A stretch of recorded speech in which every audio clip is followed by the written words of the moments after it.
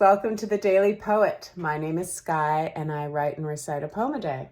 Today is day 134 and today's poem is entitled Cell Division. During cell division, there is no growth. All the available energy is focused on dividing. As humans, when we focus on being a separate self in a world of objects, hard lines defining this from that, our energy cannot be for growth either. Let there be a coming together of forever in a single moment, the moment of now, that lingers briefly in the pause between inhale and exhale and inhale. In yoga class, the practice is to let the breath lead the movement, and without that key component, breath as guide for our journey on the mat, rather becomes exercise, gymnastic pose performance. So why the breath? What does it do? Why do we use it? What meaning has been infused into this practice of breathing with sequenced movement? The breath is a bridge to the present moment, a proponent of being, an observable action that is involuntary and yet can be manipulated at will, lengthened, shortened, held, constricted, routed through combinations of nostrils and mouth, nostril to nostril. Yet the practice of breath to return to center, to meditate, to go into the mind, to find peace, involves a witness, a silent observer, watching the breath without controlling it. And this is most difficult.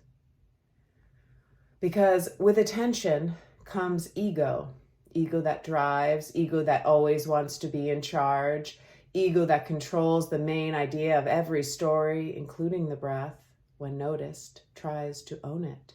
And we must comb away the knotted thoughts that tease these strands of stillness. Breath is left when all is stripped away. This life that we play at all day, filled in activities, emotions, and whatever narrative has taken root from the soot of our thoughts, and that liar named desire, when we scrape back the layered earth of all that, there is the smooth river of breath in a time called now, in a place called here, and there is no steering away from the path of truth that lies at this root of all life.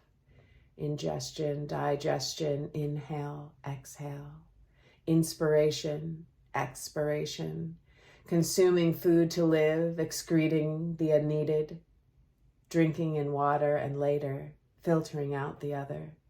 From under our skin, pearls of sweat bobble and drip. We are equipped to thrive inside this drum of nature, the womb of earth, our hearts beating first in this body, separated from all the other bodies as we explore the potentiality of possibility. And for this, the one must split, pit itself against, for, with, as, on, upon, into, out from, and without some sort of distinctive lines, definitive boundaries. This reality would be a fantasy of swirled colors, blurred lines, nothing defined, and therefore unable to refine into understanding.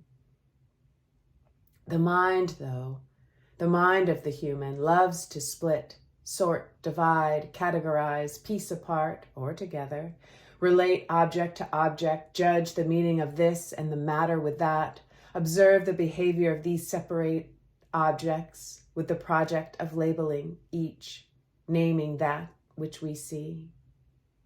Beneath the shade of walnut trees on this plume of afternoon light, I indeed love to wonder at the beauty of nature, the only place where home hunkers in, and inside this beauty are the revolutions of breath, of life and death, of what is next and already was, because my energy, cells dividing, is focused on the division, the tiny incisions carved in the blanket of time that allow me to find peace, separated from these.